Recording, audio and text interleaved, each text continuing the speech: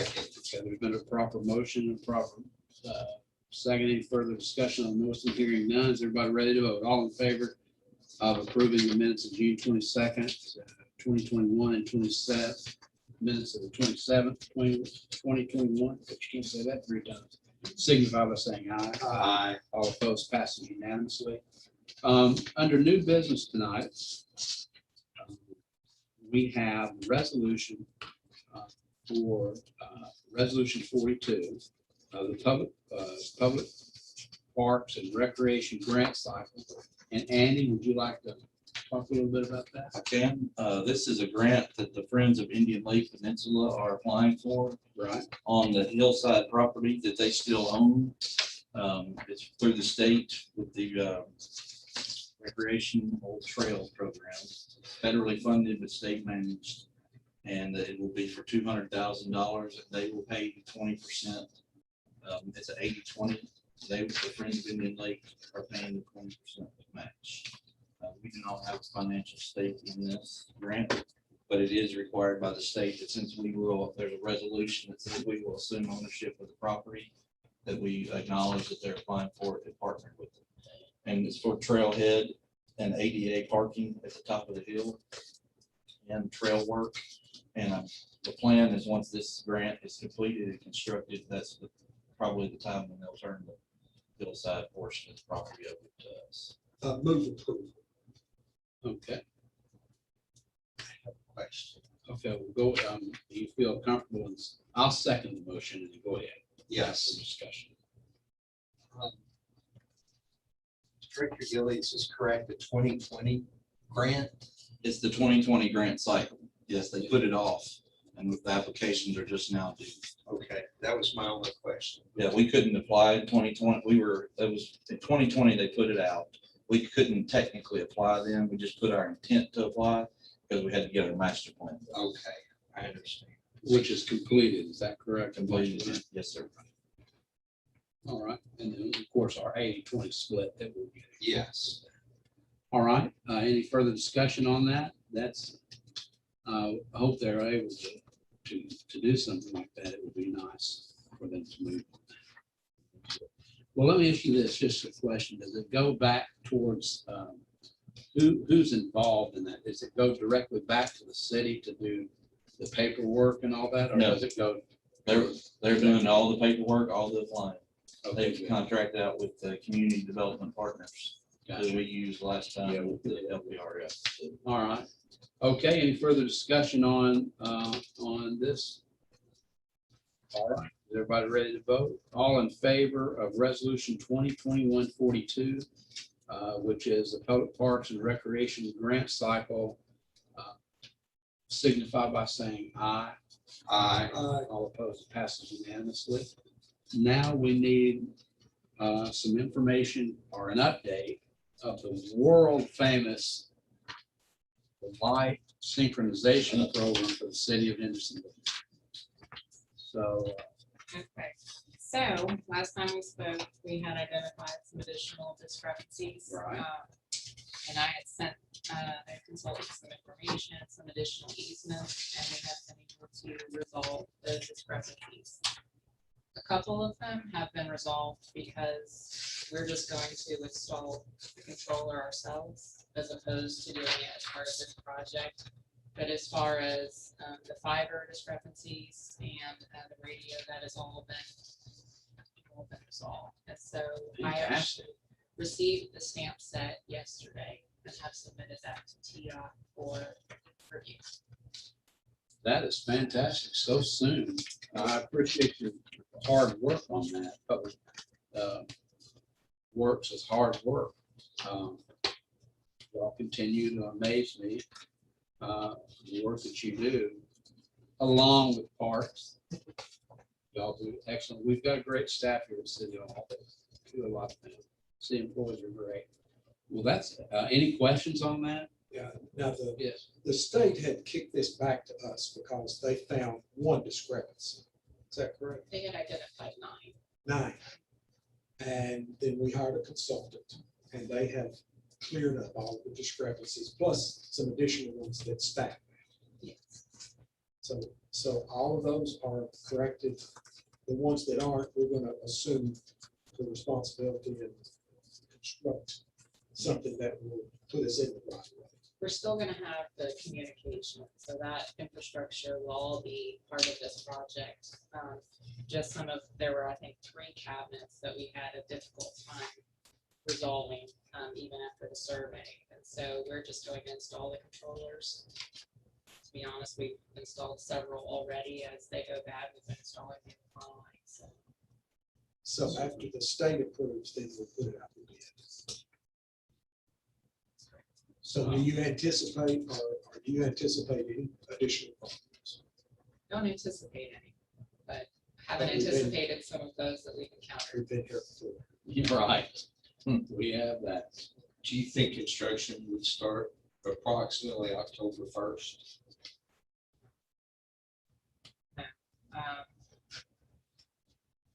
I would anticipate them taking at least a month to review. So let's just say we're at the end of the month. Let's say we might get a response October Yes, 1st. that's, I was thinking, yeah, I got ahead of myself, November is what we're looking at, you think? No.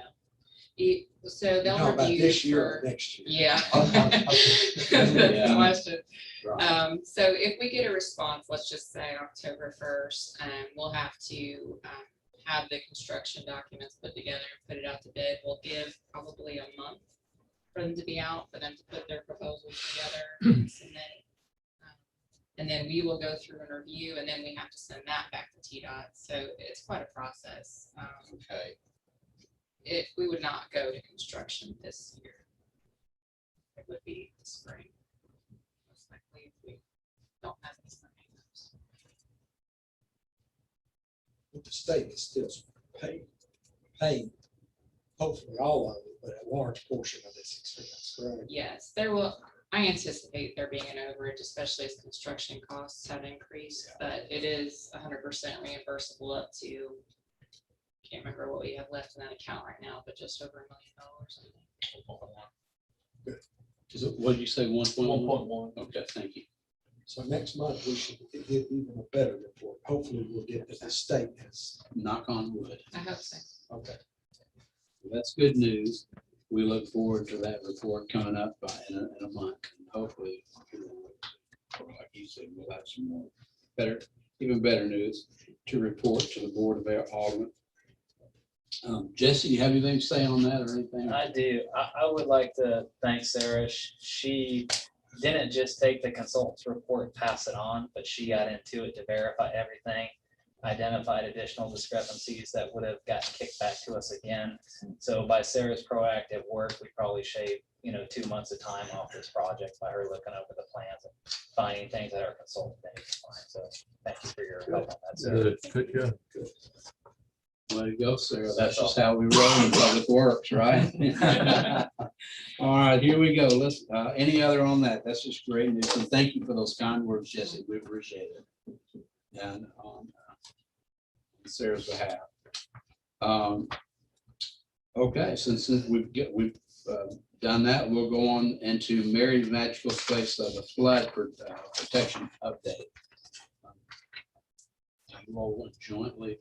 Probably she could go first. Sure. All right. So we have consultants that have been working on the flood study and flood mapping to update that. Mhm. And FEMA that was submitted previously, and FEMA kicked back a couple of comments that they've been addressing, and they resubmitted 2 weeks ago. So hopefully those concerns have been resolved, and once they're satisfied and approved, then they'll finalize the design, which is pretty much done. Just if they have to stamp it and seal it, and then the project will be ready to construct. I think Director Gilly. We have, the last event scheduled over there is November 6th, the citywide barbecue festival. And then after that's done, hockey season will be over. And we're very confident that they'll be ready to play their spring season over at the new place. So we'll be ready to go hopefully November 8th. I'm not saying we'll start November 8th, but it'll be ready. And the barbecue festival is when on November 6th. 6th? that prevents us from beginning because we're gonna need that area. Oh, yeah, so in that whole area, and hockey season will barely be over by that point too. They go right up until the end of October. When are we gonna bid out the job after we get all approvals? I think that the intention was to use our contractor that we have for our annual contract to go ahead and accomplish that work. That's all within the scope of what they do for us for our drainage projects and paving, so. I think the intention is to move forward with using that. Has that contractor looked at the work and has he given an estimate? Not yet. We budgeted 500 for it, right? That was based on Marshall at the time talking to them. Okay. Is there any insurance money involved in that 500,000? No, sir, that's budgeted out the stormwater utility.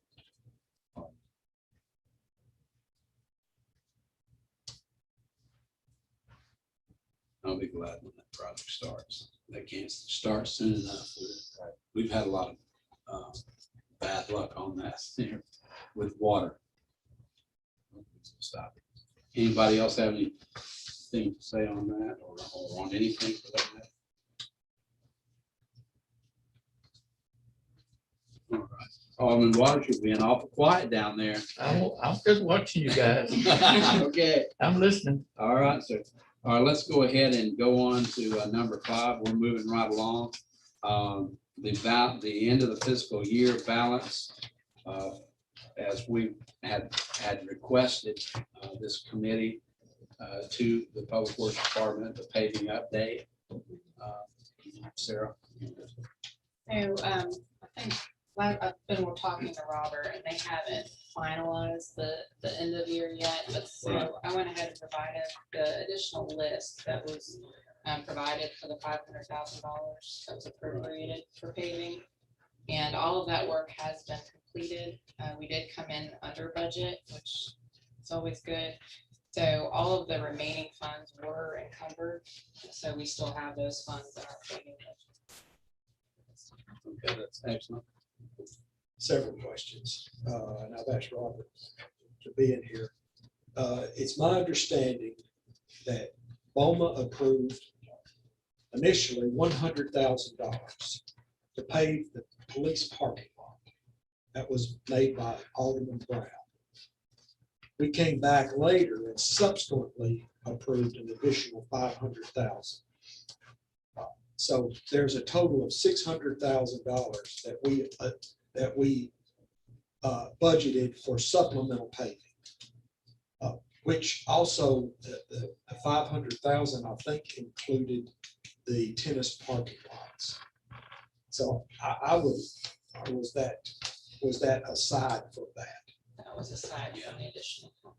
That was included when I evaluated what money we had left and when we were going through the process to appropriate the 500,000, that was already considered. And so was the police parking lot at that time. It was? It was. So we didn't need the 100,000? Well, Go ahead. it was just through the process of identifying the roads due for the 500,000. Yes. The police parking lot was considered already. So I didn't realize that you were asking about that as it was a separate appropriation.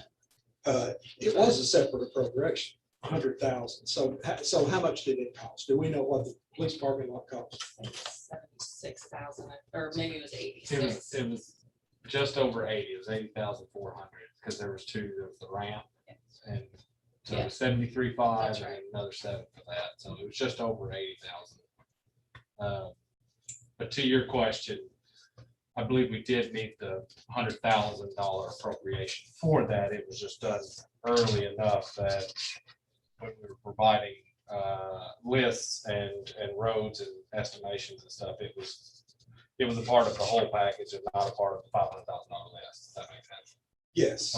Okay. Yes. So the balance of the 500,000 minus the 376 is encumbered, you said.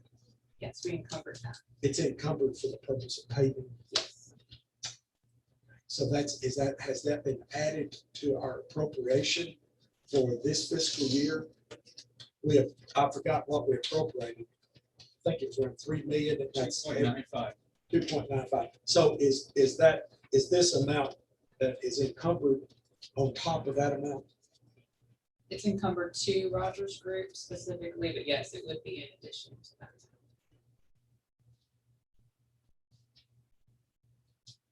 It's a good question, because that's one that needs to be answered.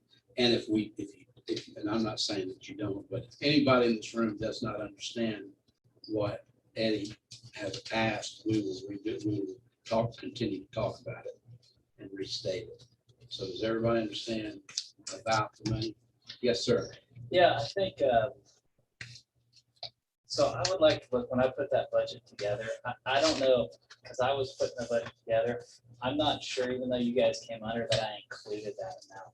So even though it's encumbered already from Rogers Group because we issued a PO, what I'd like to do is see what the difference is that we came up with and see if we didn't include it. And if we didn't, then we can come back to BOMO possibly and say the amount that we had approved and encumbered for the 500,000 for the previous year was under by X amount, and we could add it to the current year if we have it. We've still got a few streets that we've yet to be billed for work that's previously been done. We've got to make sure that we account for that first. So I think people just expand on what he's saying. But once we're fully closed, which will be by Friday, we'll have a much better picture of where we are for that line item. Well, I appreciate the staff coming in under budget. The fact is that we did all the paving that we promised. Yes, we did. We did it all. And we did it under cost, under expected cost. Sarah, the one thing that jumps out at me, and I'm a big paving person, as we all are, is the maintenance. We had estimated spending 140 and we only spent a little over half of that.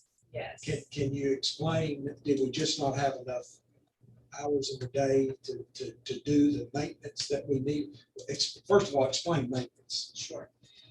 This particular line item was going to be dedicated to rejuvenation, which was a new treatment for the city.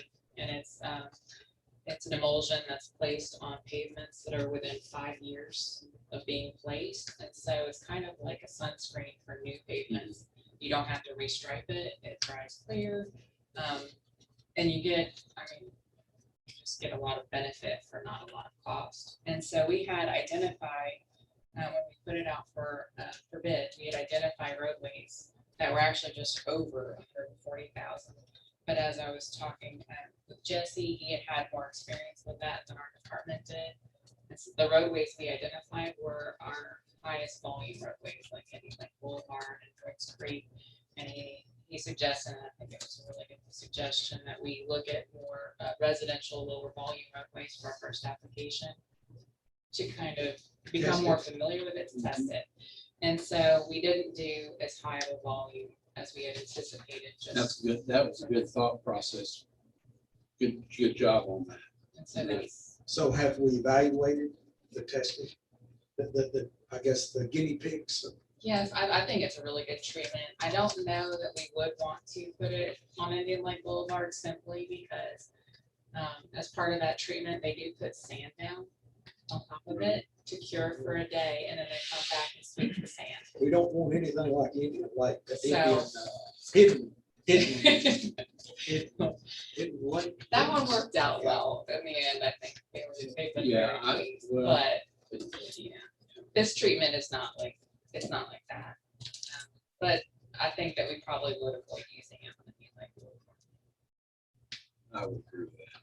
Yeah, they put a Because I'm familiar with that. sand application down, and, if there's motorcycles or lightweight cars, the concern was we haven't tried this on low volume residentials. Let's try it on a low volume residential. Let's see how it works in 6 months, 7 months, 8 months. Let's see how it holds up on a low volume before we do a main thoroughfare. So that was the reason. There was a little less street applied That's good. application that went on, but it gives us the chance to view on a less impactful road the impacts. So here's the problem.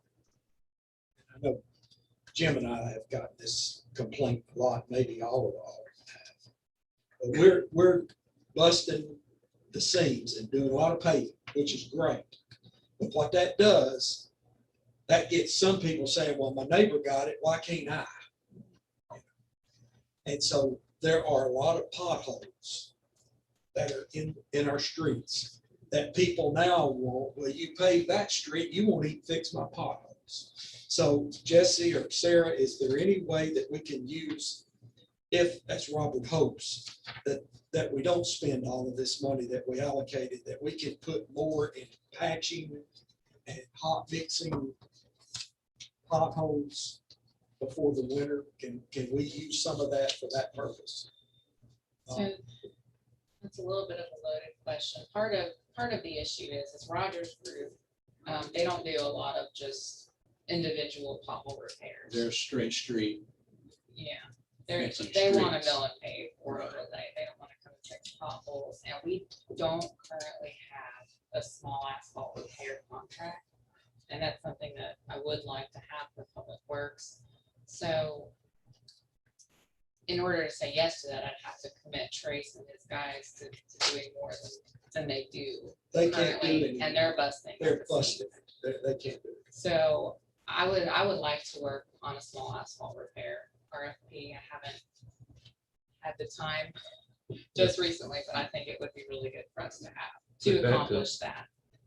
And what would they do? They would go out and fill potholes and make repairs on the streets. We would use them to make repairs, to cut out and fill and give us a really good repair. And not big repairs, but just the small stuff.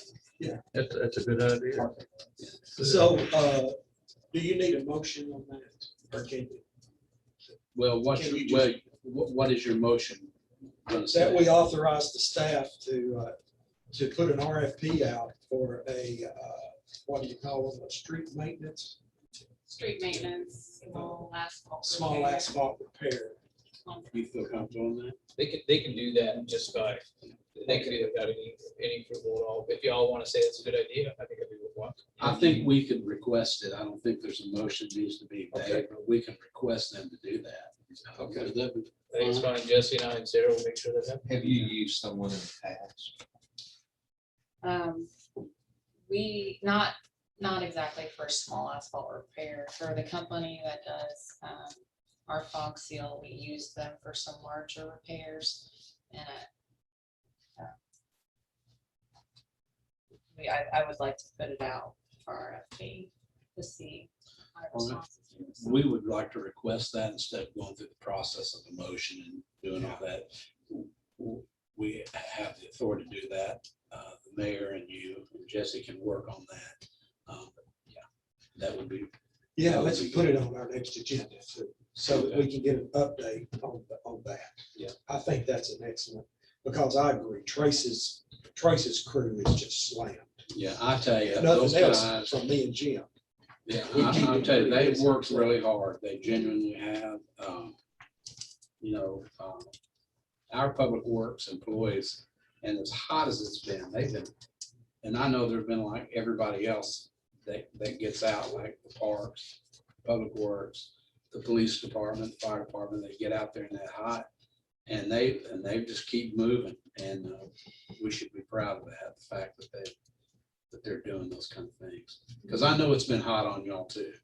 I mean, for all the upkeep that the parks people have to do, and then consider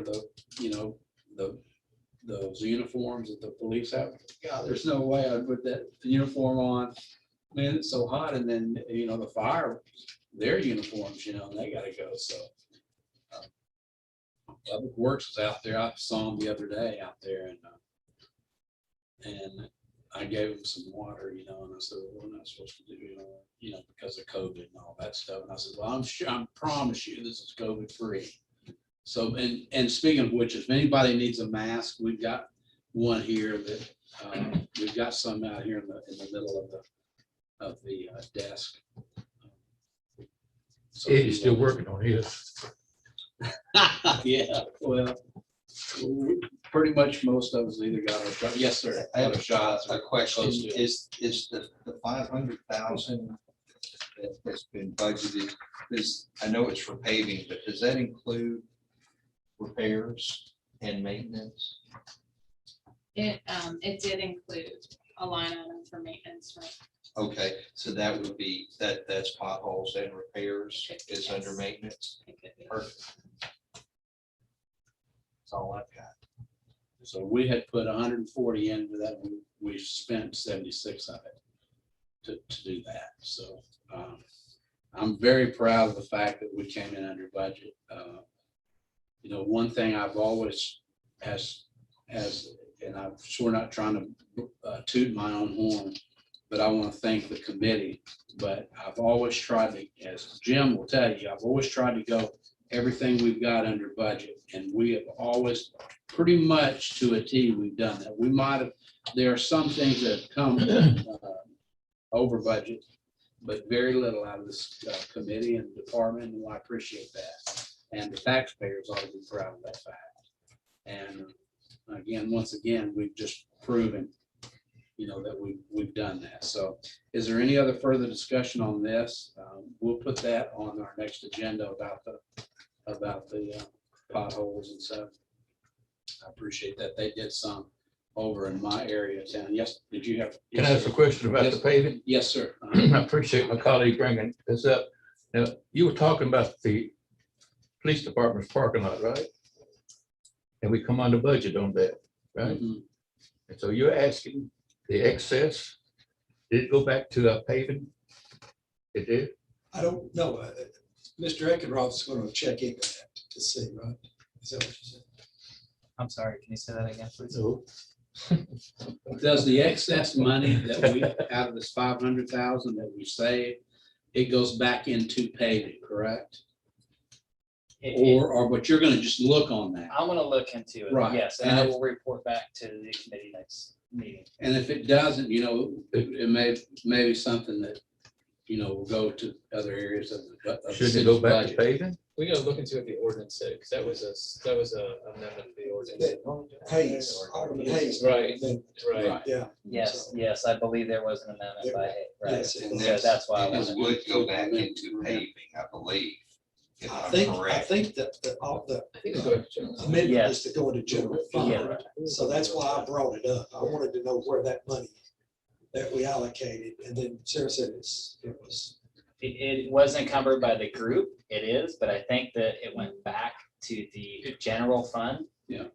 And that portion of the work, even though it was encumbered by the Rogers Group, since they've completed it, we really don't have any more authority to pay them because their project was complete. Right. Would have been encumbered by them, but I believe it flowed back into the general fund, but I just want to double check that. We've got a few streets that have not been billed yet, so it's held open to pay those. And then once that is Right, done, right. then that money, Correct. if it, let's just say that it was, you know, I'm a realist here. Let's just say that the money was not just earmarked strictly for paving and it goes back to paving, but it goes back to the general fund. Is that when it goes back is when all that stuff is done? Correct. Once we've settled all streets paved before 6:30, Right. that's when it would be. So my intent, if there's any money left, it reverts to the general fund. My intent is to make a motion, instead of it reverting to the general fund, to revert this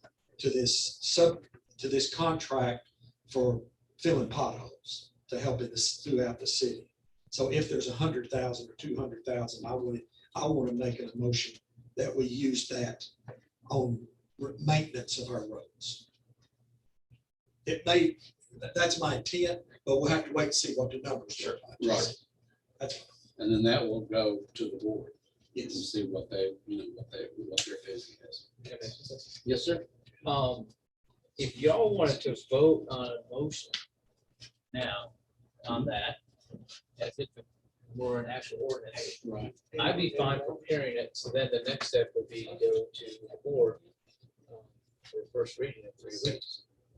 So, depending on how y'all feel about that. I mean, could I, just, this would satisfy the 2 Okay. weeks. No, I see what you're saying. Well, since we closed the books on Friday, is that right? We're gonna close the books on Friday, so once we close the books, I'll have a much better picture of general fund balance and monies that we may have that are residual. At that point, I could probably bring back exactly what it was, what it could be, and then based on that, you can make a recommendation at that time. That would take us an additional 2 weeks though, since we're here now. I'm saying if you want to make that motion contingent on what Jesse finds out, That'll have to go forward. we could go to this could satisfy, if y'all want to come up with a motion right now, this could satisfy the meeting and get us started with the 2 weeks. And then if we see something bad, Jesse, we can just hold off. We would just not pull, we just pull it, not even put it on the. Yeah. So you want me to take a stab at it? Sure, go ahead. The floor is always open to entertain these lovely motions that we come up with. So I make a motion All right, that any excess monies that we had encumbered for supplemental payment be reverted to road maintenance for the purpose of filling potholes and making repairs in streets. Now, that's all, that motion is contingent upon there being a balance. So if there is a balance, I make the motion that amount be reverted for street maintenance street and repair. for the payment of the contractor that will fill potholes and improve the streets. So I asked for one clarification. We're talking about the balance of a line item from fiscal year 2021 being used in maintenance for 2020, fiscal year 2022. Correct. Okay, want to make sure that Robert, okay. So is That's okay, Robert, and we do that for Yeah, I mean, 22. I think the language will be, if you're okay with it, I think the language might be something like amending budget ordinance 21-22, something like that. But yes, that's Okay. you know my Accept. intent, so if Right. you and Mr. Akeroff clean up that motion, that I think the intent is. Okay, all right. There's been a motion made. I need a second. Second. Okay, there's been a proper motion and a proper second made. Is there any discussion on this, on the motion? Yes, sir. I would suggest that if this passes, that the finance committee be made aware of it. They will, have you heard if they're gonna reschedule? I have not. Okay, I would guess they're gonna reschedule before the next board meeting, if not at the night of the next board meeting. Did they cancel or what? They won't have a board tonight. So I'll at least let the chairman know, you look like you want to say something. So they have a heads up before it goes to board. Because both the items went to general that were on their committee this evening, I don't know that they intended to reconvene before vote. But we can certainly let the chair know. And they would meet on a regular meeting before the second meeting, before the second reading, I should say. Yeah, what we could do, I love parliamentary procedure. What we could do is add it, go ahead and add it the normal way on the agenda and then pass it on first reading and then refer it back to finance and then put it back on the agenda for the final reading. Y'all feel comfortable with that, Alderman? You all feel comfortable with that? Yes. All right. If this requires an RFP process, I get worried about this all being finished before it gets too cold. So that's what I want to push Yeah, I it do on. too. Yeah, that is very true, because you have to remember, it's a certain temperature that, we can only, and that we got, some of the aldermen didn't understand that at our last meeting. There's a temperature that then they shut down. Rogers Group or wherever the stuff is, they get it from, they'll shut down and they'll say, nope, no more pay. Because again, we don't know if it's gonna get cold this year or not, but I got a suspicion that it's gonna get cold. It's one of those old Ward 1 feelings that you get sometimes, about the rain, Get out there and smell that rain coming. You ever done that? Yep. How about you, Lee? Have you done that before? Oh, yeah, I'm a country boy. You know what I'm talking about. And I know you've done that. Raindrops keep falling on my head. Touche. Okay, there's been, my face is turning red. Oh, boy. That's my Oh, boy. Lord. Okay, there's been a proper motion and a proper second. I cannot repeat that motion, but does everybody understand it? And then we'll let Jesse and them fluff it up and get it right. And then when we look at it and if there's something that's missing out of it, we'll be able to add or delete. All right. Any other further discussion on the motion? It's a very good motion, well-intended motion. And all in favor of this motion, signify by saying aye. Aye. All opposed, it passes unanimously. And they'll get right on that, I'm sure. Mr. Chairman, Yes.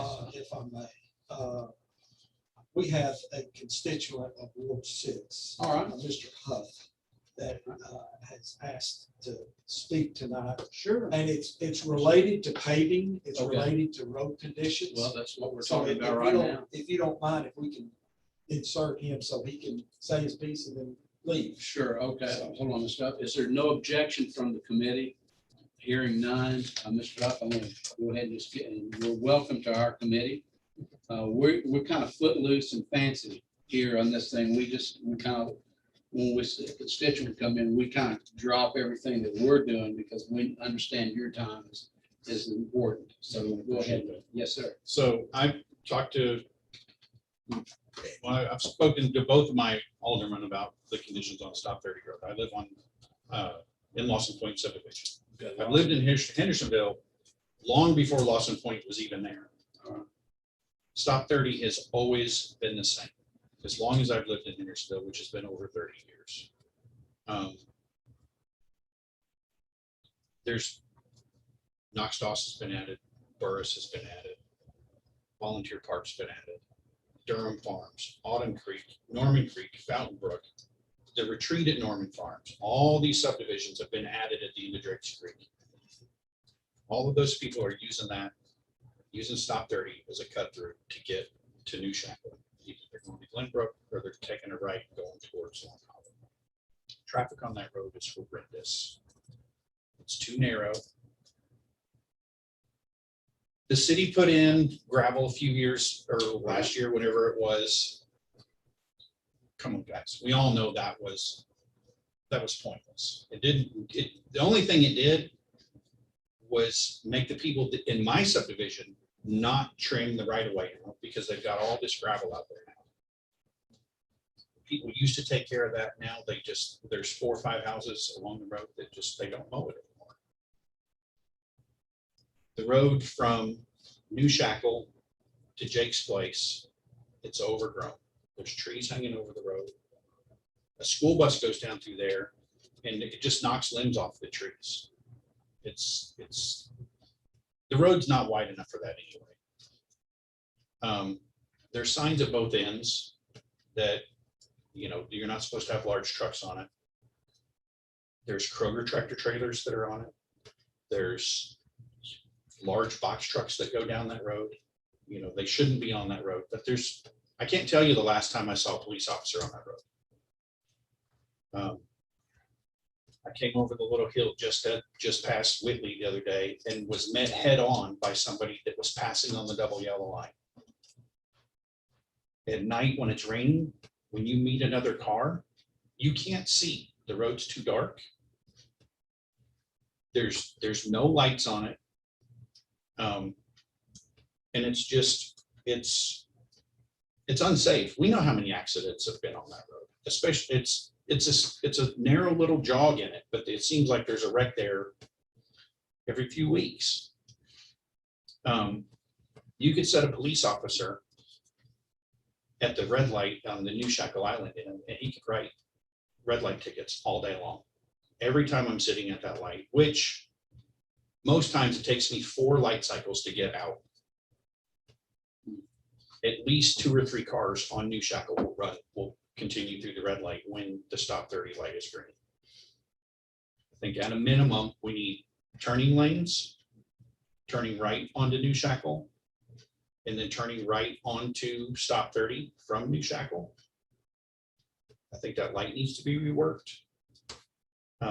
It doesn't change the same every time.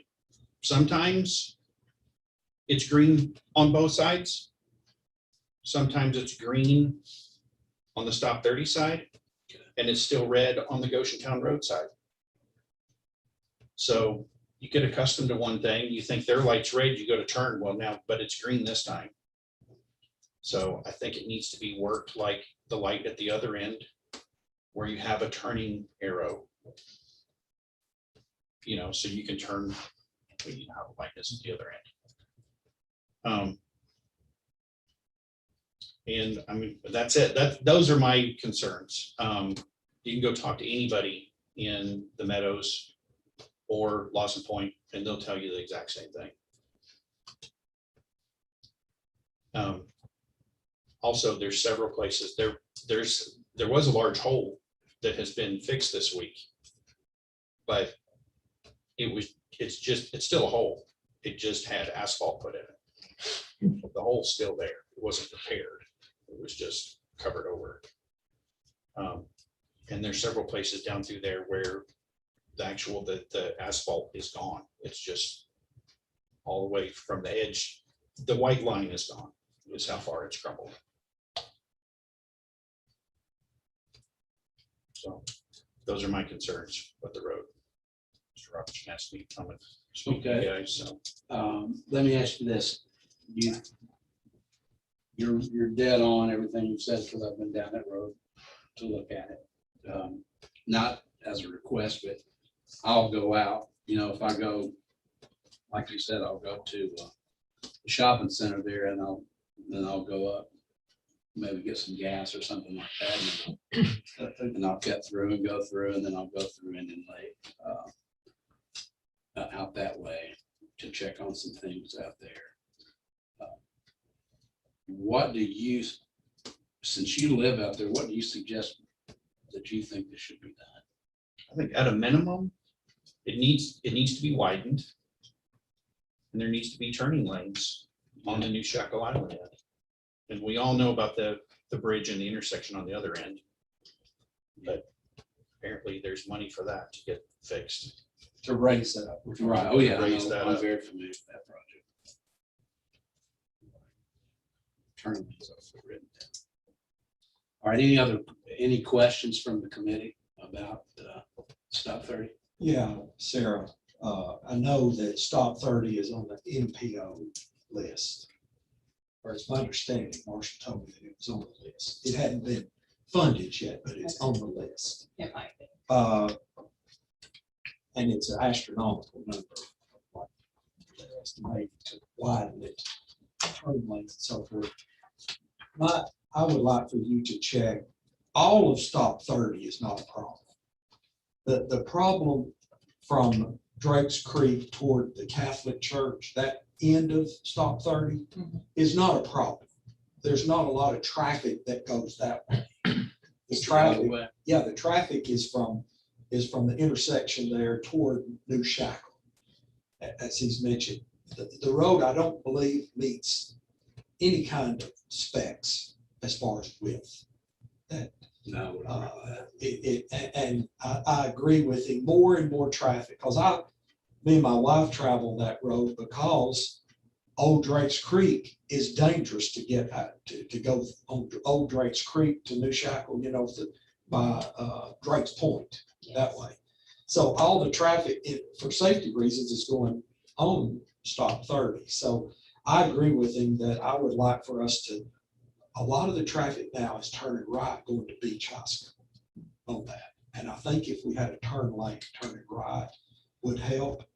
I've mentioned, I think, to Public Works about trying to put some gravels and stuff, a better surface down there. But I would like the MPO to be broken up. And for instead of all of stop 30, only from Drake's Creek to New Shackle, because that's the problem.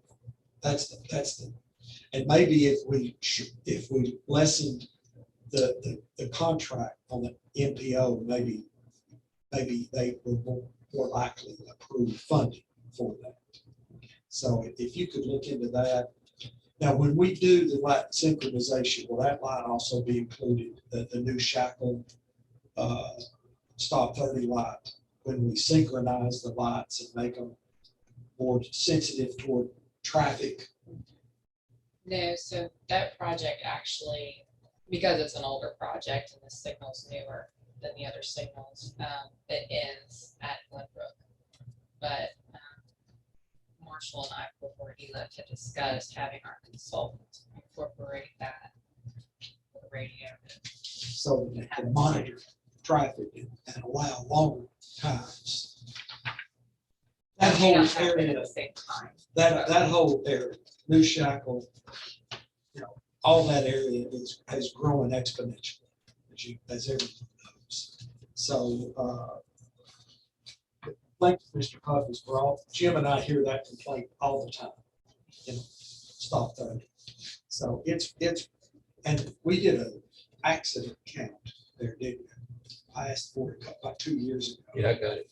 Yes. I got it. And it does have a large number of accidents. Yeah. It does. If you remember, we had the on-call traffic engineer actually do a safety assessment for that stretch from Riggs Creek to New Shackle.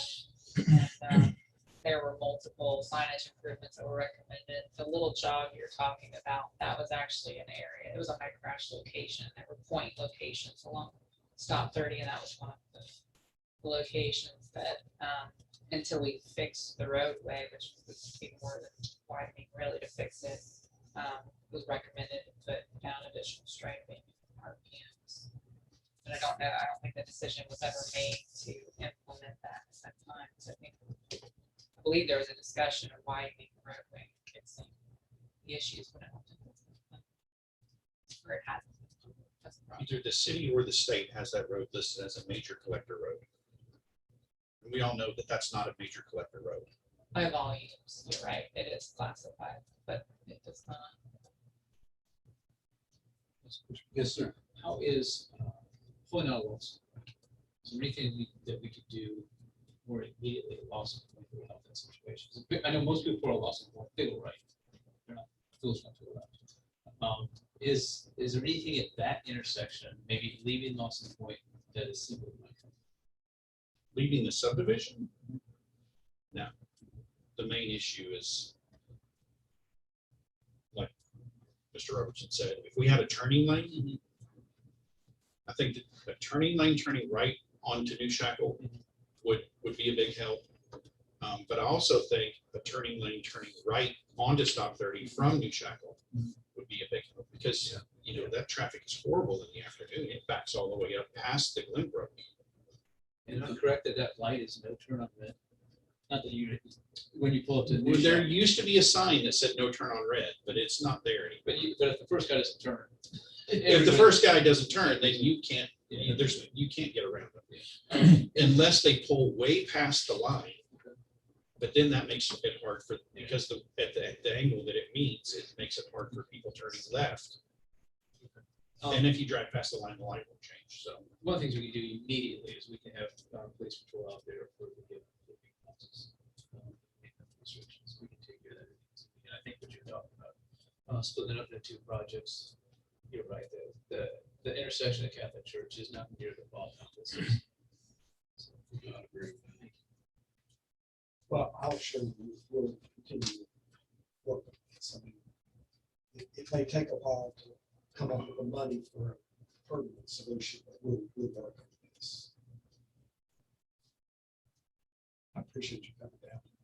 Well, what you've done, is you put it in your system, just by coming here tonight, and just by putting it, you know, in our mind, you know, we think of it, and we'll try to get a price together. I think. Do you have Eddie's phone number or not, or do you have Mr. Huff's phone number?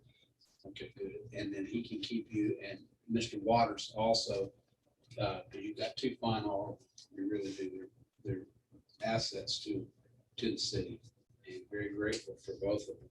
Yes, sir. Go ahead. A couple of questions, Mr. Chairman. Yes. I guess to the mayor, or is that NPO, is that including the raising of the bridge at Drake's Creek? That is the bulk of the project, I believe. That's what I was thinking. actually two separate, they're two separate MPOs. The MPO for that, raising the bridge has been approved, and we funded it. It's That was my next question. It's been proved, but when are we gonna start? Does anybody know? It's begun. Pardon? It's started. They have been going through an environmental reevaluation. It actually was submitted to TDOT At that intersection? Yeah. for stop 30. Yeah. Yes. And I think Yes. we have all the right of way except maybe a small bit. I think that we have all the right of I way. think Once there's once the environmental is approved, then we should be able to go to construction. That's encouraging. That's a step in the right direction towards stop 30. It will be awful during construction. Pardon me? It will be awful during construction. It's gonna be awful, but it's gonna be really. It's gonna- And I appreciate the coming, because like Eddie said, we've had complaints for years about stop 30. And I do have the survey from the police department of last year on accidents and citations. And I do appreciate you coming over. And I'm I gonna have to go. misspoke. It's the Drake's, it's called Drake's Creek Road widening. I misspoke. I was thinking a different project. I apologize. Once the NEPA, the environmental is approved, then it will be to right of way acquisition. We don't have I think it's just one piece that we actually lacked there. But I don't think it's going to be a Yeah. long process. But you're saying the estimated start date's 23. Yes. I don't think that right of way process is going to take very long for that section. And this is based on scheduling provided by the consultant who's working on it.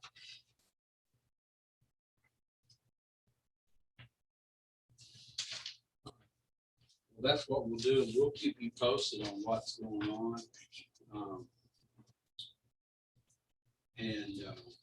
Is there any further discussion on that? Well, we sure do appreciate you coming to let us know. We'll let you know what to be done.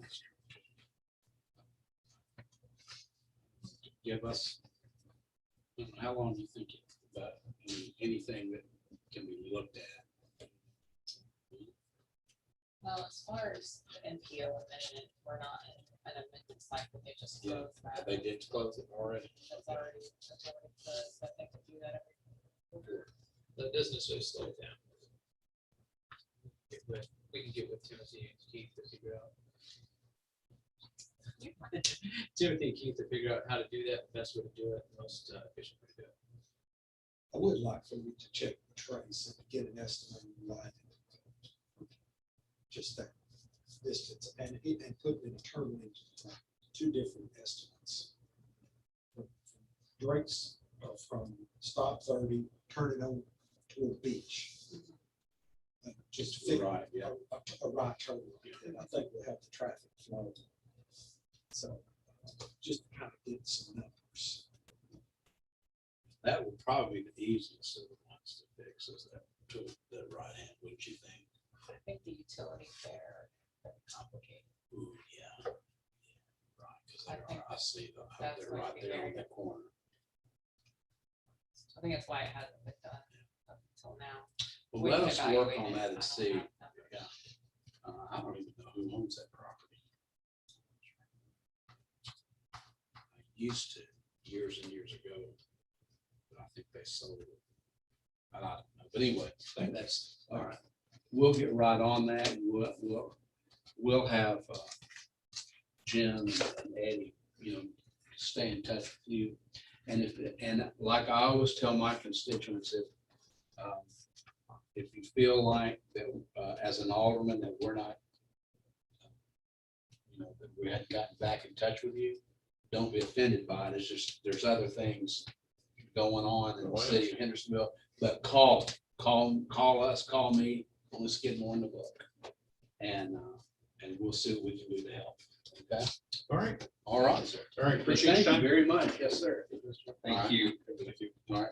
And I'm COVID-free right now, so, so you're okay. Me too. Okay, sounds good. See you. Nice spell. Thank you. Real nice spell. Chairman, Yes. do they still have phone books? Oh, yeah. Well, see, that just shows you how old I am. I don't think they do anymore. They do, and they still have them in the About paper. that. Yeah. Oh, yeah, Lord. Yeah. Now I feel really bad. Okay. All right, so we got that. Appreciate that fella coming by. That was good. Okay, we've got the paving. Let's go with the trash collection update. Okay, as you can see, the first 2 weeks, we had much lower misses. The last 2 weeks shown, we did have an increase, and requested information from Waste Pro regarding reasons for this.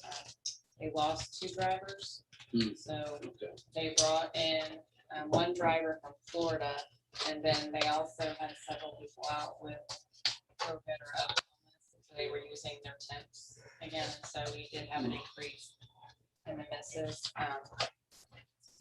So they're working on hiring new drivers and I believe the calls have been down this week so far, but it's Tuesday. Okay. Sarah, the graph is good, but I would like one additional graph. I would like a line graph that shows the average per day commutes. So Okay. it would be a weekly average. I think that will give me more, a better representation. Are they going up or down? Okay. So you see what I mean? I do. Just a line graph. Thanks. And I have one also. Are these, do we track these as new complaints or repeat complaints, or is that broken down? This includes repeat complaints. It is every complaint that's been input into the tracking system that Waste Pro uses. Okay, so some of these complaints come from the same household. Undoubtedly. Okay. Yes, sir. I would like to note that Public Works is having someone actually go out to these sites to follow up when there's a complaint that comes in on a miss. So someone from Public Works is actually going out to those sites to verify and educate the homeowners too on the rules of trash collection. That has helped people come in compliance because a lot of the complaints are repeat because they don't understand the rules for the trash collection. So we have someone actually going on site to make contact with those people in an effort to get people in compliance with the program. How long does that take? A month. Okay. And it's been very effective. With new drivers and the type of service that this city offers with backdoor, Right. get curbside and backdoor at the same time, the new drivers make misses. So when new drivers come in, that's when there's challenges with them knowing all the backdoor service ins and outs. We appreciate you making that effort for the homeowners that are having issues. So thank you for that. Yeah, I'd like for staff to consider the possibility of contracting out the grass clippings that are in the brown bags, the possibility of contracting that out. It's my understanding that staff is just, public works staff is just swamped. And so is there, I guess, Jesse, what I'd like for you to explore, is there a better way to do it? Is there a more efficient way to do it? Is there a way that we can maybe pay Waste Pro a supplemental to have them go Monday and Tuesday and pick it up so it can free up Trace's staff to do wastewater and to do other necessary functions like picking up tree limbs and stuff. So I'd like for you and Sarah just to kind of brainstorm and see, is there a better way to do that function? Absolutely.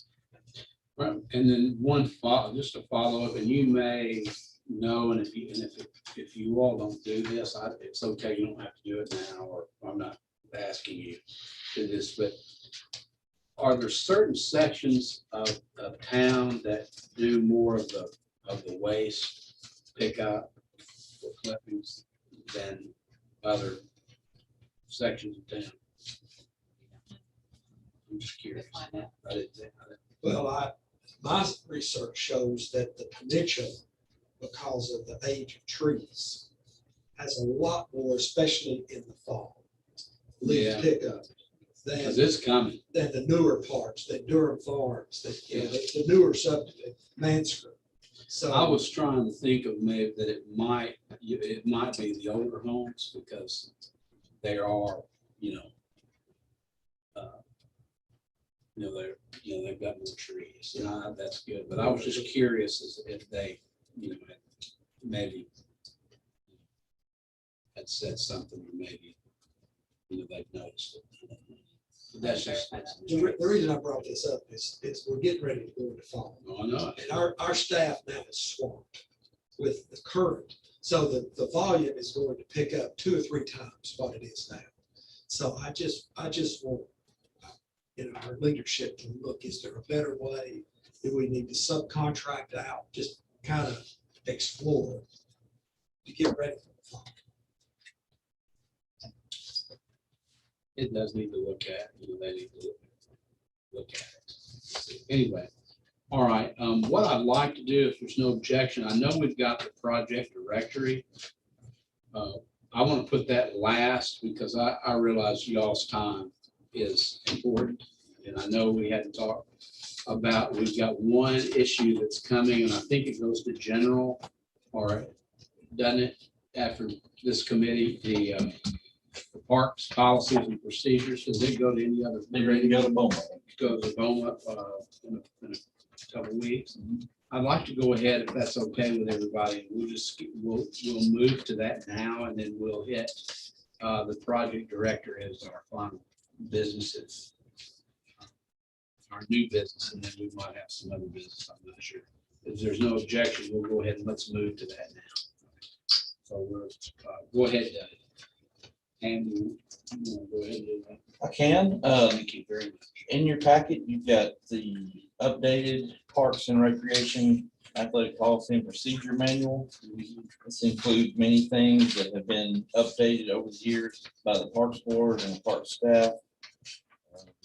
The resolution is to ratify this, to basically get BOMA's full approval on all these things. It includes things such as the facility use agreements that we have with groups that operate in our parks, concession stand agreements, has rules and regulations, disciplinary actions. Don't think I need to go over it word for word.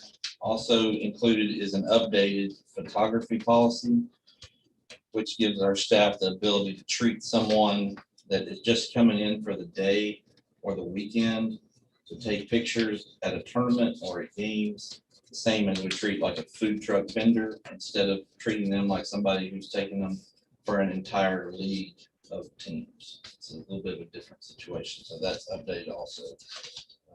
I've talked individually with several of you about questions you might have, so if you have any, I'll take them. We did update some language on a couple of things that Alderman Robertson had and that Jesse had, and some things that Mr. Waters had. So any questions, I will take them. Yes.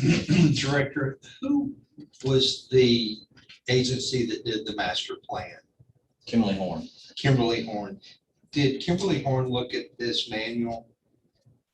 Or They did they have? looked any- at pieces of the manual. Okay, There was things like, do you have agreements with groups like other cities have, things like that.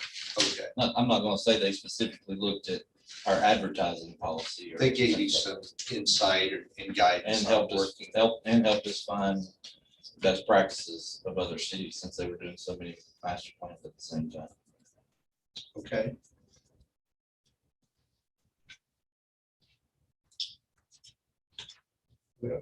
Guess what? I got several questions. And let's start on page 7. And this is under financial reports. And this is in the last paragraph, beginning payment of excessive salaries or any payments. My question is, when it goes down the third line where it says that supplies, buying supplies from anyone that is affiliated with a league,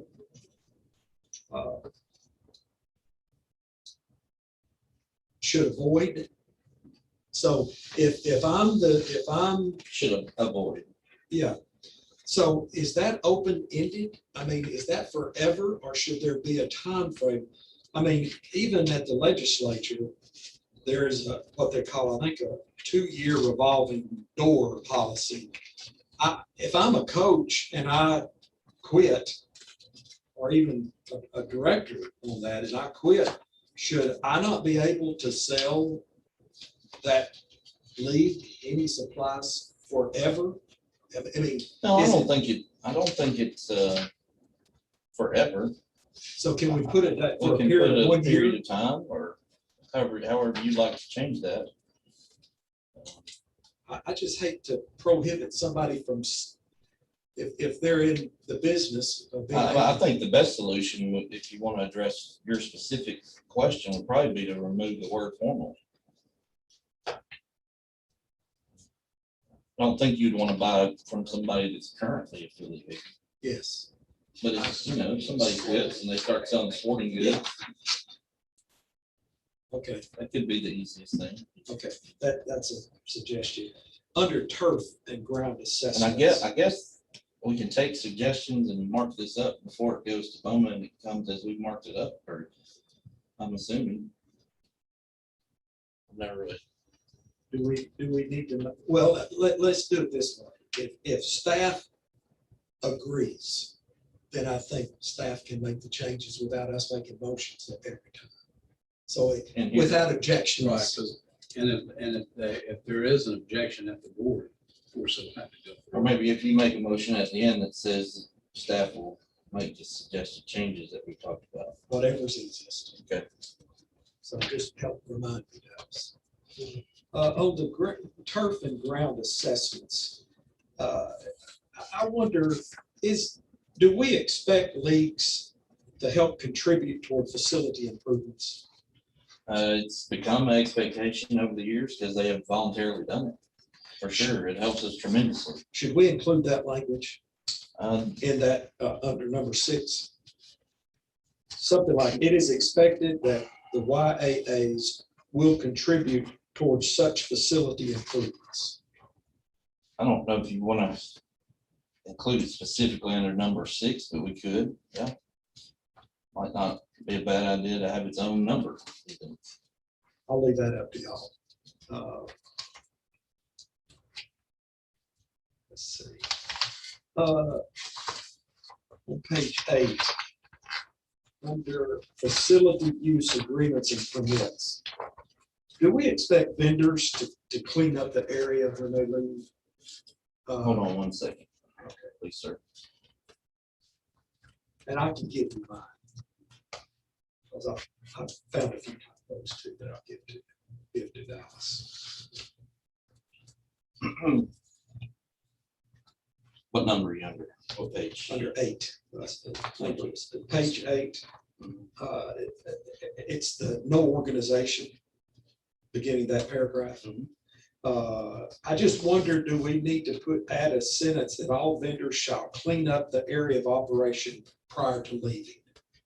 Because it lists several items that they have to do, they have to get a permit to set up, sell, distribute items. And I just wonder, do we need to put in our policy that vendors are expected to clean up their areas? We can add cleanup.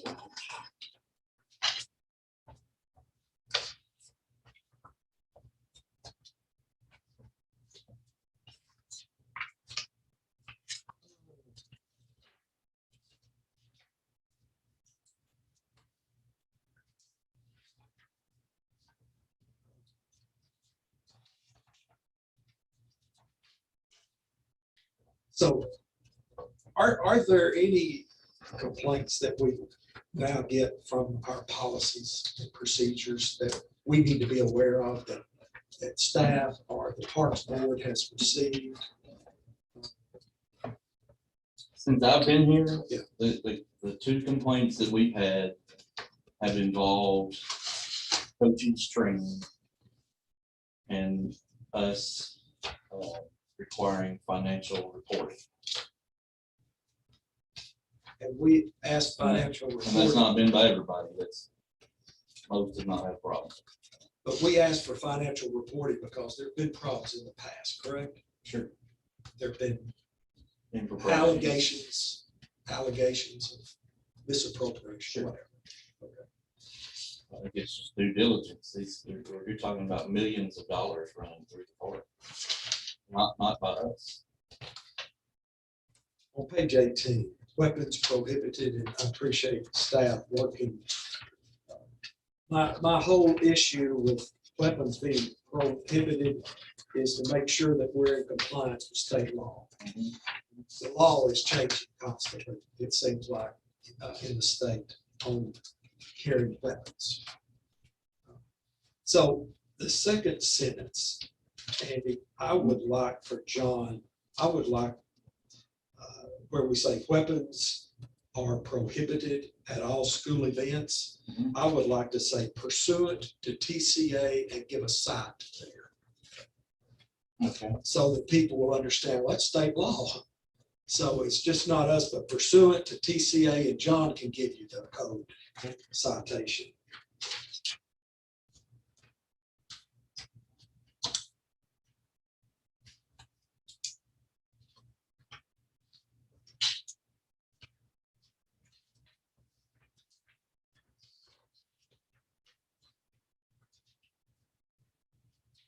So what is the Honor the Game program that we require all coaches to go through, or encourage, I guess, all coaches to go through? What is that? It's just a sportsmanship program that we developed.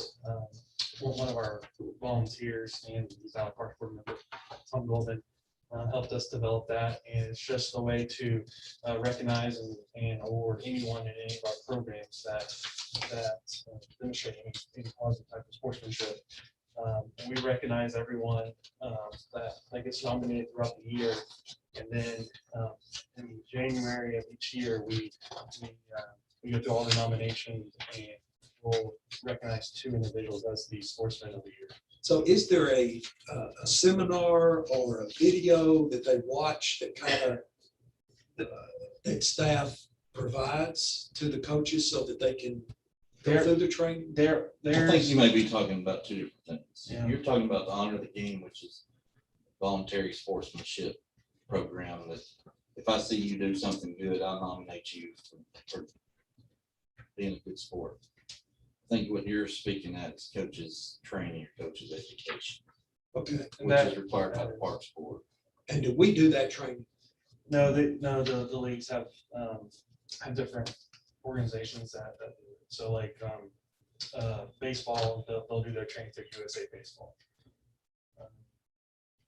But most of the USA sanctioned sports have a training for just to their sport, and that would just be one section of the training. Well, we all want to encourage sportsmanship and being a former referee. Coaches training was put in place 5, 6, 7 years ago by the Parks Board when there was throughout the country, there was issues with people making claims that adults were doing things to kids inappropriately. There was lawsuits, there was things going on. So the coaches education was put in place through a group called NYSCA. Parks Board mandated at that time because that gave the volunteer coach automatic insurance against being sued for things like that. Now, that did cost the people money that wanted to volunteer to coach. They had to pay for that to go through that training. Some of the leagues paid for it for them. Some, I mean, I've been through it myself. I had to pay for it myself.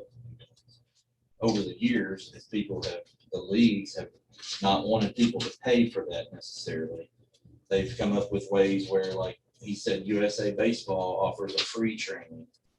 And then if you want to pay for the insurance after the fact, you can do that. Where before, you were paying for the training no matter what, and you were getting insurance.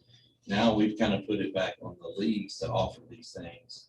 And if the coaches feel they want to get that, they can still do that and obtain that insurance. If they want to volunteer through whatever is approved by their league or organization and go through that free training, they're on their own, so to speak. Well, I'm all for sportsmanship, no question about that. Now, the biggest issue that I have with the training manual has to do with cost. I can't find it right off the hand, but for leagues, city residents pay $10 a season, and out of city residents pay $15.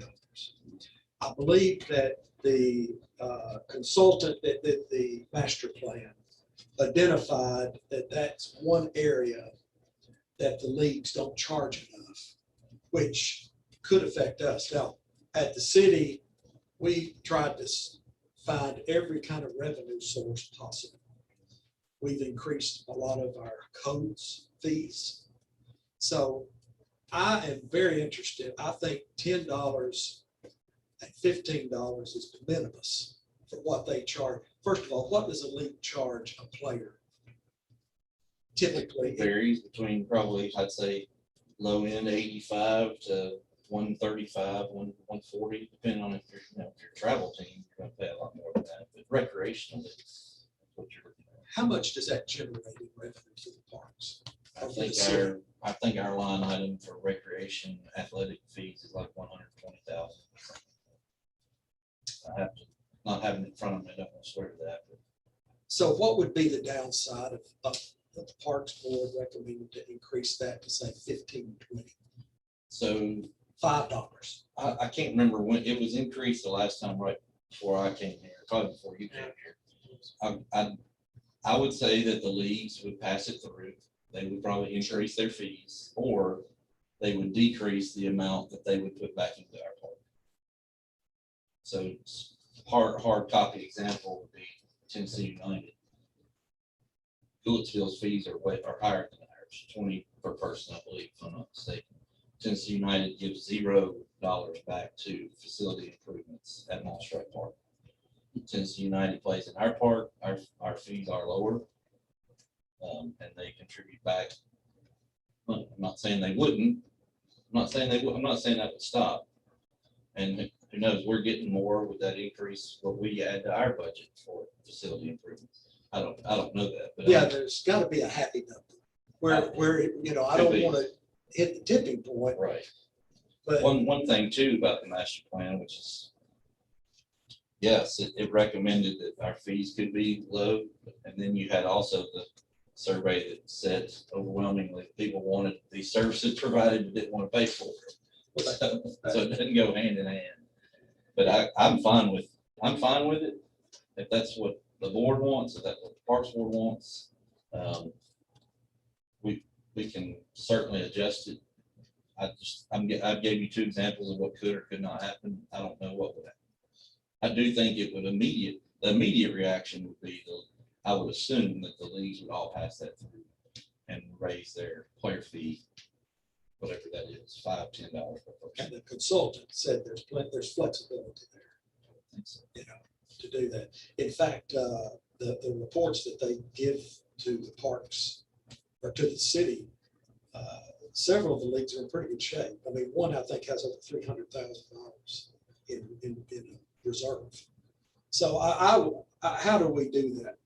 And y'all may not be interested. I'm looking for every way that we can to try to increase our fees to help pay for the services that we provide.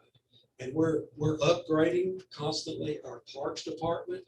I appreciate these leagues contributing, and I don't know what they're contributing, but you say they are. Maybe it would help us to have kind of a rundown over the last 2 or 3 years, what each league has. Sure. And they have to show that in their financial reports they give the Parks Board. They have to list what they've contributed back to facility improvements. To increase the revenue, let's just say, Yes, sir. what is the process that we go through? I think I know it.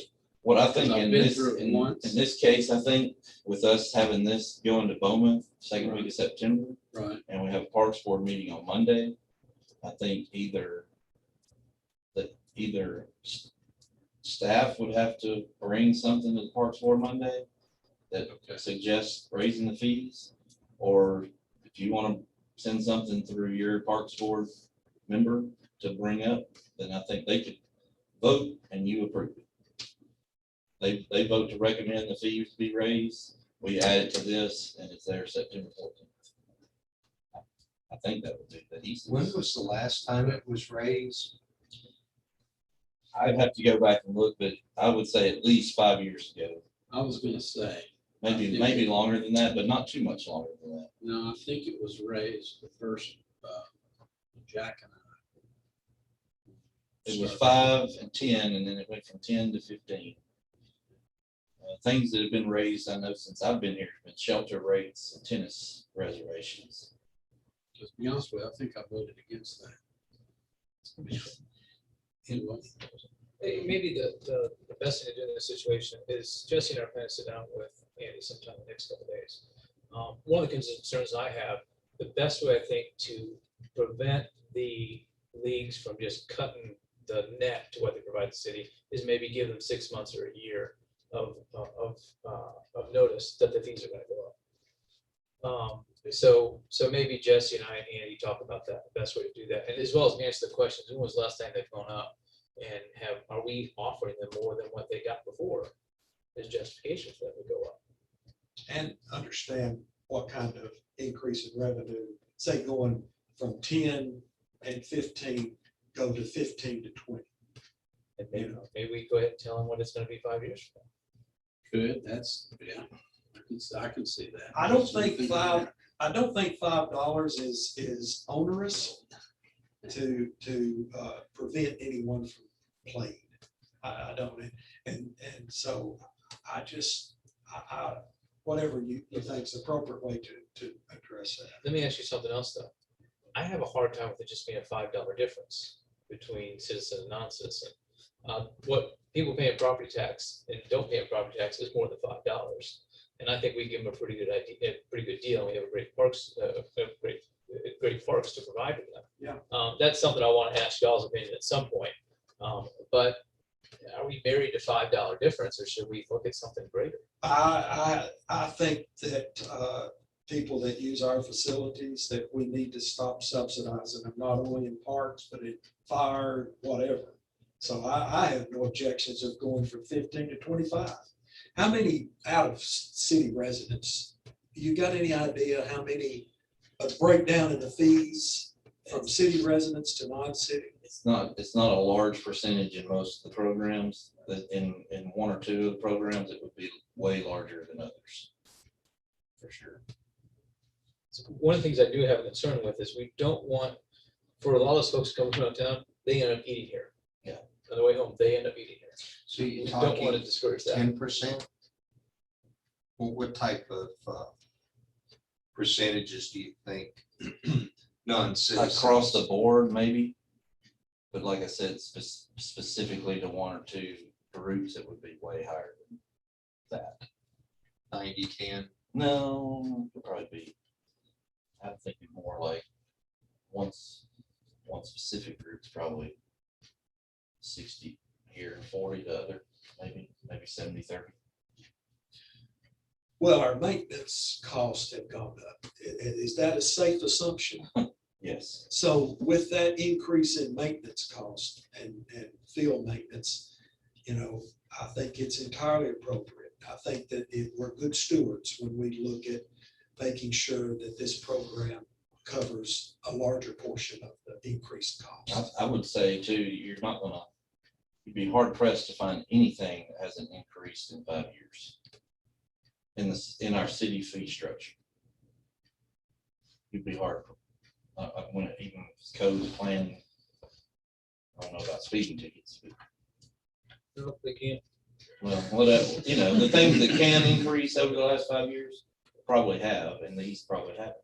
Well, I'll leave that to staff, let y'all decide on how the best way, but I think it's entirely appropriate. Thank you. Paul, or you? Yeah. Okay. Do you have anything? I met with them last week. We went over all my concerns.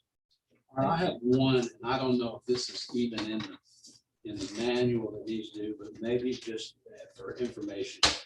One thing I am concerned about, and this may not even apply, but I do know that it happens, especially during basketball season, is our policy in terms of, this is the best way to put this without sounding, sounding bad, but I'm gonna do it the best way that I know how. There are some people that are unfortunate that have children and they can't afford our fee structure. Is that policy changing at all in terms of what they have to do to, I don't know, I don't even know, do they still have to, show their income and things like that? There is some steps they have to go through to show that they need to play for free or play reduced costs. Okay. They can do that through the leagues we run. They do that through our office. Okay. The different civic groups all have ways of doing that, and quite often do scholarship people. Okay. So Because try to make sure that everybody gets to play one. I think sometimes, people are prideful and right. could probably get help that they don't ask for, but I think the leagues do a good job of identifying. Well, those I think needs. that's important. Very important. Not only in our parks, but in our society. I'm a strong advocate of that kind of thing. And I just wanted to make sure, because I know I've had people in Ward 1, and then when I was elected in Ward 3 years ago, that I had people that were less fortunate than us, and it was good. And some of them went on to play college ball, which I'm not going to say who they were, but they did, and they were very good. And I think one even went to play with it years ago, played with the Detroit Lions. He was a defensive back. He was a good guy and lived in my ward. His family still does. And so I wanted to make sure that's the most important thing to me, is that formula or whatever it is there for people that maybe don't make are just less fortunate. They're there for their children. I can't tell you one person that's ever been turned away. Okay, well, That's asked for help. I'm glad to hear that. That makes me, you can't see it, but that gives me goosebumps that we do that for those children. Because sometimes that's all they've got, and they want to play with their friends, and that's what your basically Parks and Rec to me is all about, is having those children play. And all right, well, that's good. Anything else on this? So I'm glad you brought that up, because that was my concern too. I don't want to price families out of playing sports. Yeah. My family was fortunate enough to play multiple sports. Right. And we took full advantage of the parks and all the groups and programs. And we really enjoyed it. And I want to make sure everybody has the same opportunity. Well said. All right, anything else on this? If you all will clean it up a little bit and get with the mayor and Jesse, and I think they understand our feeling in this committee on where we want to go with this. I think you've done a good job on getting this thing done. And then we'll see about the fee structure. I guess that's the main thing. Sure. Because the mayor's right about this. If it looks like, we can find a way to increase revenue, I don't know when I'm probably be against it. We want to see that you get more money. Exactly. Me too. All right. Anything else? Do you need? If y'all have any other ideas between now and the next couple days, let us know.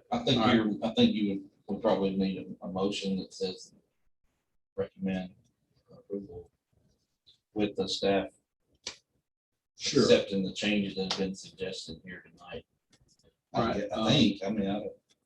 I would entertain a motion that we would accept this. I'm looking for a motion to be made, that we accept this, but be sure to also include the mayor and Jesse into this, with working with Andy, trying to get it. I'd like, what did General do? They made a recommended approval. I'd like to see a final. I don't know that any of these are deal breaker for me, but can we just make a motion to move this to Boma, pending final review? I mean, I hate to approve I something. mean, the general's already done it. You may not have to make any motion. We don't have to do anything we don't want to do. Then don't leave it alone. I think that's And what we'll we'll do. send But you but a- just be sure that you all speak with these two. You know, that's important to us. Sure. And I think it would be important to the Alderman, you know, I think.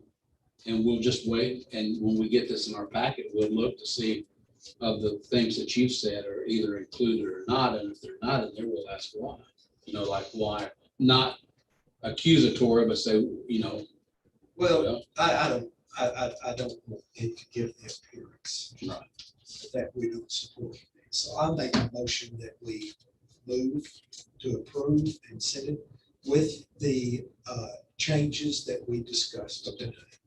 Second. Okay, there's been a proper motion, proper second. Any other discussion? Does any of need the motion repeated? Hearing none, is all in favor of approval of the motion and moving it forward?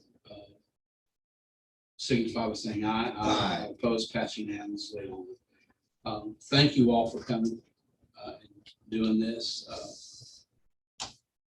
Now we're on to our final thing tonight, and that is the project directory. Mr. Chairman. can I Yes. I need to leave here in just a few minutes. Can I make a couple comments for Saul? Sure. Okay. Just a couple of things I want to give you some updates on. John Martin owns some property on both sides of the Hendersonville Memorial Park on Cherokee. He's had that property, it's vacant land. He called me some time ago and asked if the city would be interested in buying it. It's hilly property. He thinks it's worth something equivalent to what property in Maple Road recently went for. I sort of disagree, but just give you an idea where that puts him at. That puts him at upper 400s to probably about 540 in that neighborhood. 540,000 Yeah, for two Two lots? pieces of property, yeah. The total. I want fixed on third. So, I told him that I'd bring it to y'all, that I would suggest it. Just let y'all know that it was there. You know how big those lots are. Neither one of them, I think, is even an acre. I think the closest one is 9,800 of an acre. The other one I want to say is like 8/10 of an acre. So that's what he's looking at. If I get some sense from y'all that I should put this in resolution form to negotiate with him, take it to the board, then I'll negotiate with him. I'm not feeling real warm and cozy at that price. I asked him if he feels like maybe there are other comps, and he felt, no, those are the comps to go with. So that gives you an idea. Want to let you know about another conversation Sarah's been involved with, Jesse's been involved with, Chief Bush has been involved with, and that is that we're looking at changing the policy on speed bumps, speed humps, speed tables, speed cushions, all those kind of things. Forever in the city of Hendersonville, when somebody has a speeder problem on their road, the answer has been, we don't put traffic control devices on the road. Oh, yeah, God, I've been hammered by that. We have a couple roads that we can't seem to do a better job of controlling. So I asked Chief Bush last week, it included Sarah, to look at what some policies are in some other cities. And there are some items out there that might work. What we have to do is we have to balance public safety with damage it would cause to emergency vehicles. We have to consider that. So Chief Bush got back to me the other day and today also, and Sarah. So I just asked, throw us something that we could consider as far as a policy to look at this. It might be something similar to what we suggest when subdivisions come to us asking for stop signs. They have to get a petition together. They have to show that there's more support than just the two people that are loudest about it. And possibly they have to consider some of the costs. I also told Sarah, maybe we look at a pilot. Now, I know what we don't want to do is we don't want to put some sort of device down the pavement and then pull it up later on. We also don't want to put up signs that turn out to do more harm than good. We don't want to do anything like that. But I just want you all to be aware that I've asked Sarah and more specifically Chief Bush to let's consider the possibility that we will no longer have that ban on any speed devices on the pavement like we have for so long. So you'll hear back about that. Okay. Yeah. Finally, I'm glad you're doing it. good. Finally, Big Station Camp Boulevard. Certainly, the city of Henderson has been criticized for the lack of repaving that we've done there. That is no section of that road is ours any longer. We de-annexed it with the understanding that Southeastern was going to repave it, Gallatin was going to annex it, and everybody would be wonderful and things would be good.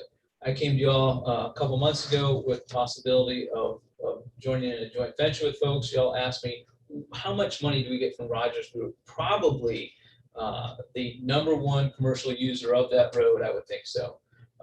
Per year in property tax, sales tax, which I think is also excise tax, and stormwater fees, we get in the neighborhood about $25,000 per year. Having talked to Mayor Paige Brown several times, not always in a jovial way, we have sort of decided that there are really 5 entities that should be involved in any sort of cooperative effort here. And that's Rogers Group, that's Southeastern, that's the county, that's the city of Gallatin, city of Hendersonville. Southeastern, and I think I can say this rather confidently, is that they are a for-profit business that typically, when they do something like this, they need to see some sort of return on investment. For them repaving this road right now before they have any sort of revenue coming from that property, it's not likely. Unfortunately, we were led to believe that within 2 years of de-annexing that road or constricting our borders, that road would be repaved. Here we are coming close to 3 years. The best idea I can come up with is asking Southeastern to fund the full really at this point it's repair of that road, and give them a deadline to do that. And if they can do that, meet that deadline, then the other 4 entities would reimburse them 50%. Rogers Group gave me an estimate of $250,000 to $275,000 for that portion that used to be our road. So if that were the cost or close to the cost for Southeastern, what they would get is they would get half that road paid for, as opposed to waiting a couple of years and they would pay for 100% of that road. Like I said, 50% covered by the other 4 entities. That would mean that we would be on the hook for 12.5% of approximately $275,000. Maybe we say a maximum of $30,000 what we would pay. And that would get that road repaired sooner. I just really more than anything else, just for discussion, if y'all think that's worth pursuing. Southeastern, I feel like, is on the hook for 100% of the price. However, if we stay with that position, it's not going to get repaved anytime soon. No, I agree with that. If we also stay with the position that's Gallatin's responsibility, county's responsibility, it's not going to get repaved soon. Obviously, it's not Rogers Group responsibility, although we do feel like they should have some responsibility for it, since they're the #1 commercial entity that uses that.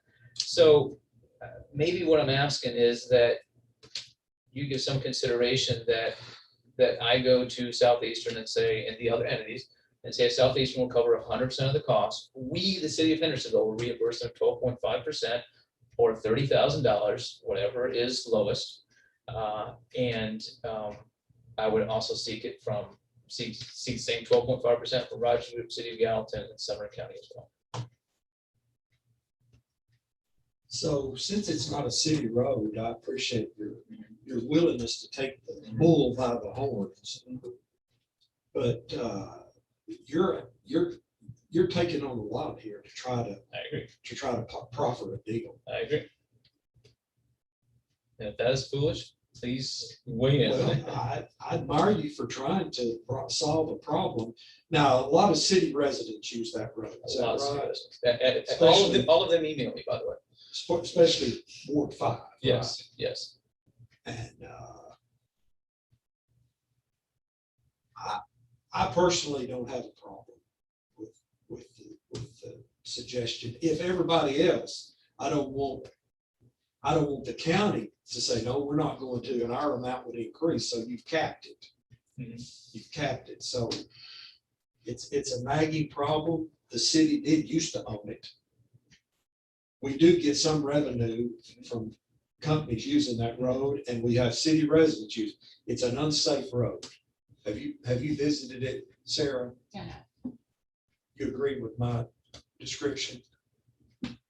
it needs repair. Okay. Doesn't So I'll jump out on the limb. I don't have any problems with the mayor trying to work a deal out here for the benefit of the whole county. I would not ask to use money from the current paving budget. I would ask that we take some additional. All right, thank you. Discussion. Lee, do you have any? I did. It has escaped me. Okay. Mayor, see if you were able to get agreement from the other 4 entities.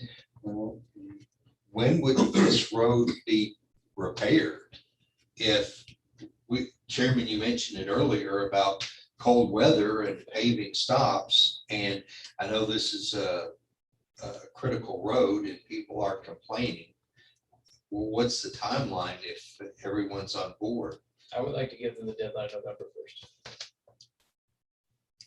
If somebody can show me that that is not plausible, meaning before winter is what I I'm really just want. trying to see if I don't have a problem for the city in terms, I'm just trying to think of everybody else that's involved in this. So has stormwater affected that road condition? Or is it just usage? I guess what I'm wondering, is there any way we could use Stormwater money. the federal COVID money to repair the portion of that road? If we made improvements that were stormwater related, That's why I asked. I wonder if you have to use those funds in your own jurisdiction. Since I don't know about that. I bet you damn well do. Excuse me for saying it, but I bet you do. Well, question. I don't know, but I can certainly, and the final ruling is supposed to come out in September. So I can certainly check. Yeah. I mean, if we don't have a deal, nothing is lost. You know, if Gallatin says no, and the county says no, then we can at least say, we've tried. We've stepped to the plate. We've tried to find a solution for this sticky problem. Well, I'd say go for it. I mean, I don't know the rest of the members, but just see what they say. You're dealing with, I don't mean that in a bad way. They're business people. Yeah, they are.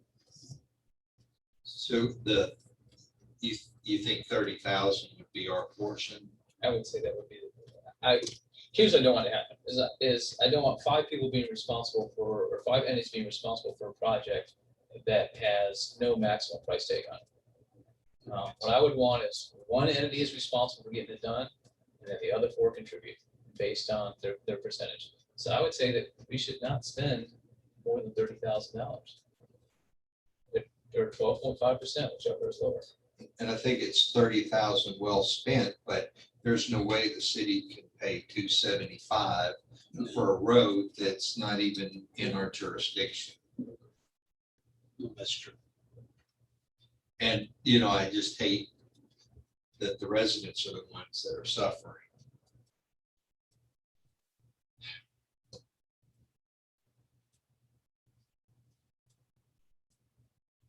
How do we go forward with your proposal? What do you need from us?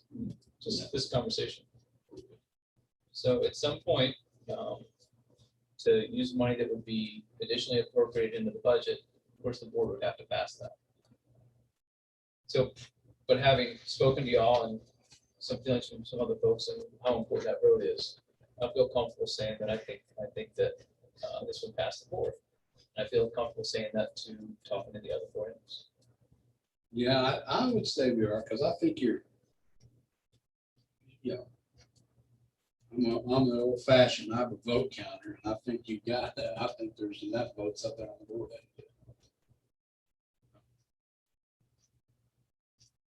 Yeah, so I would say go ahead and do that. Just keep us posted, you know, on what transpires. But I think that's fair, 30,000 or 12 and a half. I think that's, I really do. Now, to be clear, I think 12.5 is also the percentage that this is likely to actually get approved by the other four entities. But it's worth a At try. least you can try. Yeah. And how much annually do we receive? Around $25,000. And I'm sure they get grief just like we do, because I get calls on it too. So, all right. Appreciate y'all's time. Thank you very much. Anything else? I gotta run. All right, well, get on, go on, have a good evening. Okay, thank you very much. All right, let's go on with the project directory. Alderman Robertson had requested information for our capital projects to be logged. Jesse expounded upon that, and asked that we include our other city projects as well, just for better tracking and status updates. Also mentioned listing on our city website as a living document where we continually update so our residents can go in, look at projects, and see what the status is, what they can expect. Result of that. All right, has anybody not seen this, obviously? Or want to talk about any of them? I don't like some of the dates that are projected, you know. Right. I'd like them to.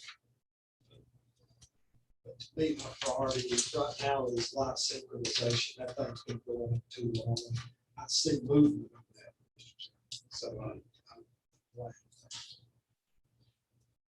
I do have some questions to Jesse. So where do we stand on some of the personnel issues in public works? For example, the public works director and some of the other, the assistant city manager, city engineer. So I'd just like an update on where we stand.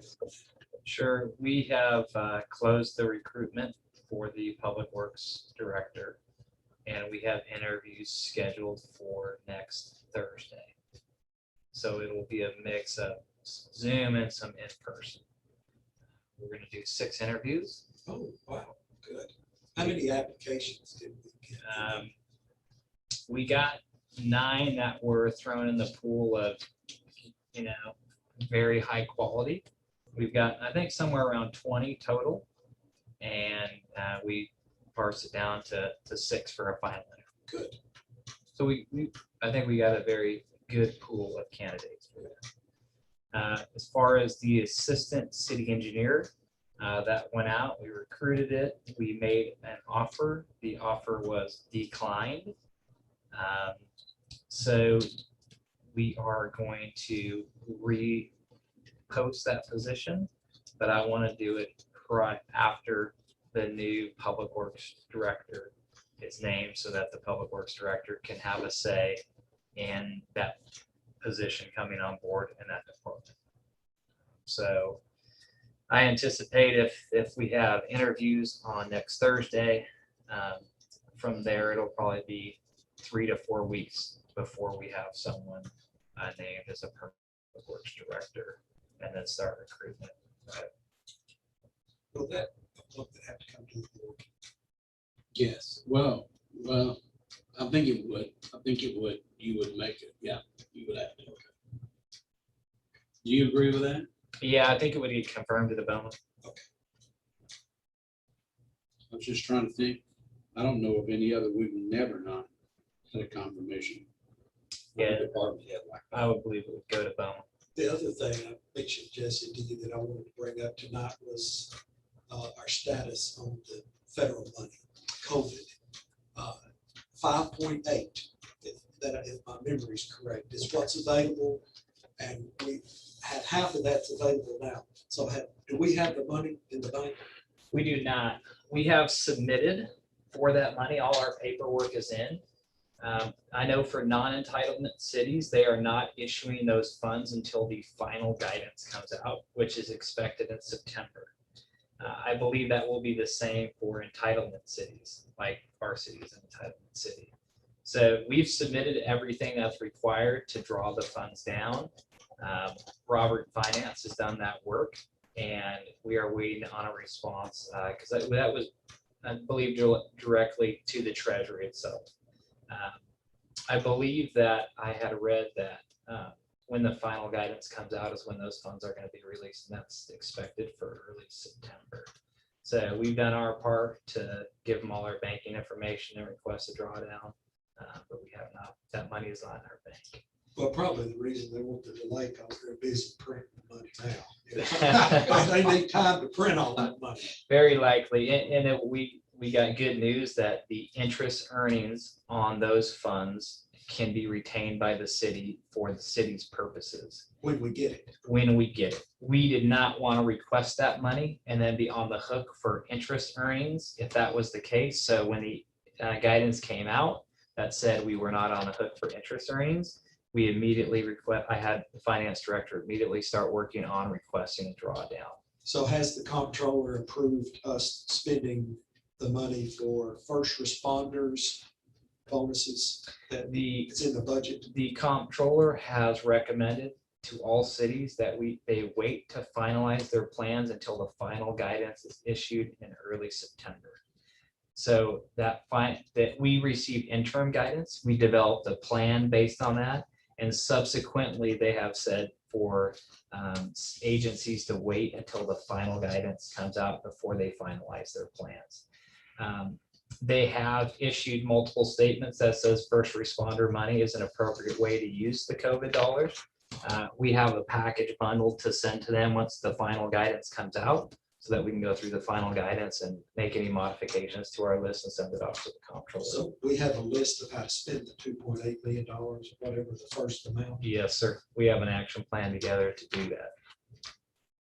And a lot of that is stormwater projects, correct? It is. So it's not itemized by dollar, it's itemized by eligibility of project. We do have a stormwater list that's running as well, but we could well exceed the $2.8 million. Is Mary's Magical Place part of that, those federal funds? For stormwater, Yes. it would be included on that list, I believe, because that would be, yes, I believe that would be an It's all included. related to stormwater. Yes, correct. 100%. So what I would like to do is send them project specifics and get approval on project specifics for reimbursement of those funds. And so when the final guidance comes out, I want to update our list based on that final guidance and send it out one time rather than sending it out while the interim guidance is in place and then having to modify it and send it back once the final guidance is issued. So how do you plan to bring this to the attention of BOMA? Because I guess we'll have to approve it, won't we? Spending the federal money. Well, it could be for reimbursement of projects that we've already done as well too. So my understanding is that we can go back and parse out those eligible expenses Yes. and then submit for reimbursement on those. I do think it would be a good decision once final guidance comes out to come to the committee with recommendations and possibly even have a workshop on it. So that's a way that we can kind of identify some projects, but we can go back and even recapture expenses and submit that for reimbursement. Help our budget. Yes, sir. How far back can we go? I believe the date is March of 2020. Don't hold me to that, but there is a date that says you I can was go hoping back. 1975. So they have a date identified that says it's a reasonable time. It expressly is talking about public safety in that instance. In fact, I might have it right here.